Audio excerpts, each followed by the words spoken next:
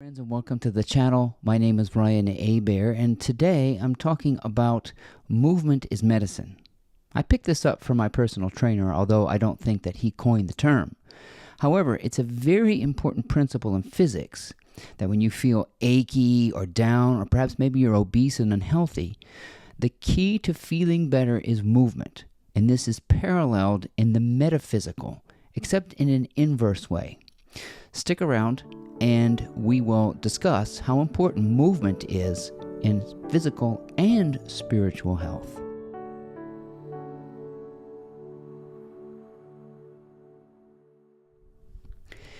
If you have aches and pains, if your muscles are sore and you are sedentary, we have this strange urge to rest. It seems like pain is signaling, oh, I need to rest. I don't want to move too much so that my joints and my achy muscles can heal. And this is the illusion of healing. Whereas if you have aches and pains and sore muscles or an achy back, the secret is to move, to get the creaky joints moving. It seems counterintuitive. And then you might say, well, what if I just had hip replacement surgery, or if I just had a major operation? Well, let me tell you something. I have had a hip replacement surgery, and the very first thing you do after you come out of anesthesia is walk. They make you walk, even though you're in pain. And this is a very important understanding, an important lesson of psychological pain, or the kind of suffering that most people go through.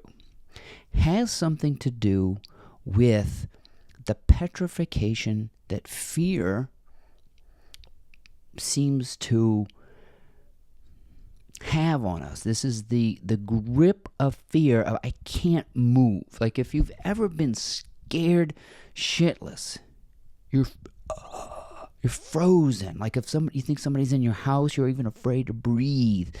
There is this feeling of well, you could call it rigor mortis, which is rigidity, which is the symbol or the image of death. That's why we say things like, I'm scared to death. Death is final. And this is the whole premise of spiritual awakening, is to awaken to the folly that death is final. There is something called the shadow of a doubt, and going just beyond the shadow of a doubt is learning what fear is. All fear, and I'll say this until we understand it, I'll say this until my grave, all fear is a sense of paranoia. And your job in this life, your greatest purpose in this life, is to understand the source of fear, which is you. That's why I'm calling it paranoia.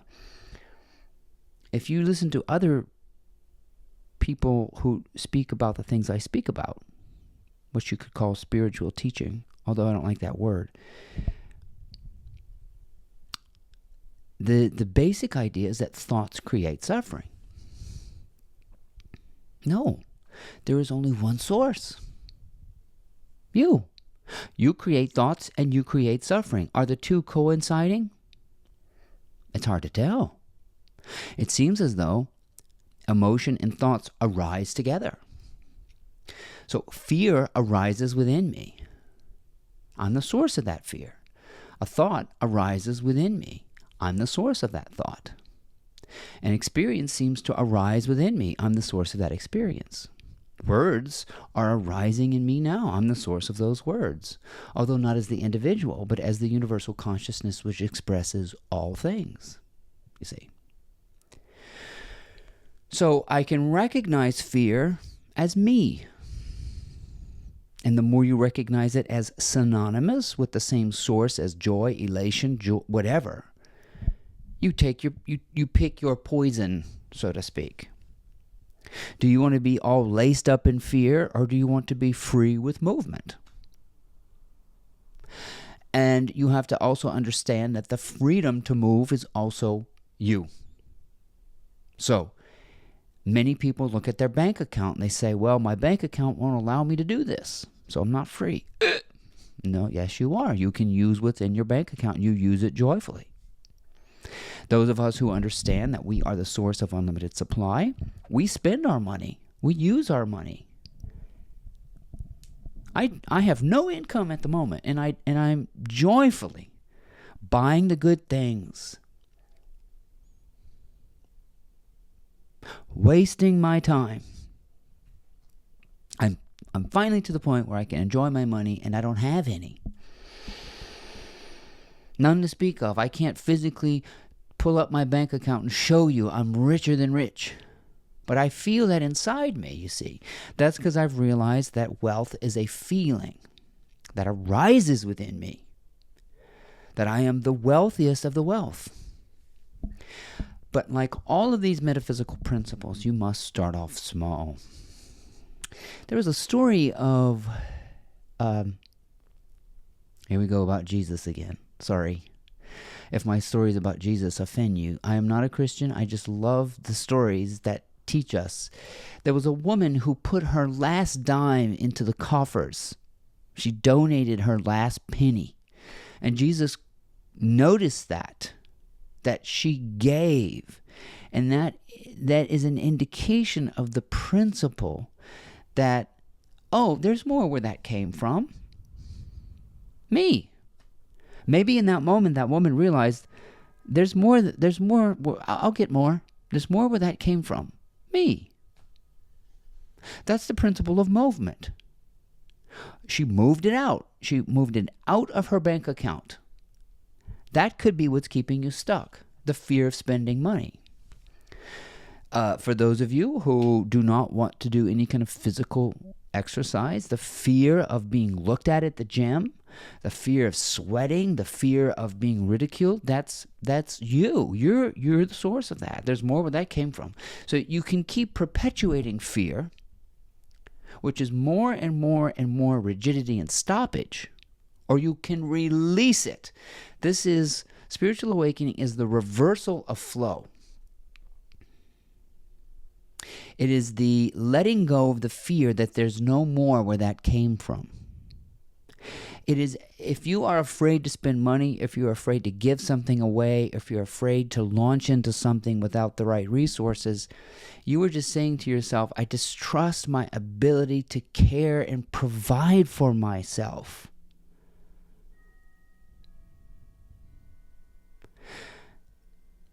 And if you look at the universe as an example, which is you are the universe, so you look at the universe and say, well, how does the universe do it? The universe does it with nothing. The universe does it with no money, no resources, because the universe is the source of the resource. The universe began, had everything it needed ensouled in a tiny microscopic dot, which expanded into what it is now. So, let me help you. How can we be more or less afraid to kickstart the flow? If you've been watching my channel, you start off small. I want you to go do something generous for somebody that has more than you. That's hard. I want you to take a wealthy person to dinner or to coffee and pick up the tab. And you must insist on doing that. I have a couple of friends. They are multi-millionaires. It's sick how much money they have, but they always pick up the tab too quick. And I always think, if I could find a way to get the tab. But they are rich in their mind, so they can just pay. And everybody kind of expects that, oh, these people will pay every time. So this time, I flipped the model, and I invited 2 couples to dinner for next week, and I insisted that I treat. And when we get to the restaurant, I'm going to make sure the host knows that I get the bill. You have to be insistent with rich people because they have too much. They're happy to give away. So you have to be one of those people that happily gives. And if you take them to McDonald's or someplace you can afford, or invite them to your house and you buy the food, whatever it is. This is a show that you are rich. That's just one example of movement. Before you see it in your account, you must see it move. Before you see the benefits of a muscular, supple body, you must move. This is the principle of flow. And in metaphysics, it's got to flow out before it flows in the form of income or opportunity. If you're looking for an opportunity, give someone else an opportunity. You know? Jesus said it's much better to give than it is to receive. So these principles are moving despite what you see. Moving even if there's pain. And moving even if you're dead. You must die to fear. That's the key. And the only way to die to fear is to creep up on it. Try little things. Test the metaphysical laws. Give your last dime to somebody. You know, these little things. And then one day you can give $50 million, or you can... I gave away something. I don't want to say what it is because I want to keep it a secret, but I gave away something that was extremely expensive. And I know somebody in my life who's poor in spirit, poor in mind, poor in spirit is the same thing. And he couldn't believe I gave this thing away to a stranger. He was so pissed off. See, poor people get pissed off if you're generous because they'll say, well, why not give it to me? Right? Don't give away anything to somebody poor because they can't handle it. They must learn the principles of giving before they can become rich. And Jesus said another thing that's very, very cruel. He said, and I'm paraphrasing, and I should have done my homework. He said, those who have will be given more. And those who don't have anything, what little they have will be taken away. It is the principle of loss. You must get over your fear of loss. If you fear losing a relative, guess what? You're going to go through a funeral. And you're going to realize, what was I scared of? If you're scared of a disease, guess what? You're going to have a disease and you're going to go through it and conquer it. If you're scared of a financial hardship, you're going to go through it, you're going to conquer it, and you're going to say, what was I afraid of? How many times have you heard people say, well, it all worked out in the end?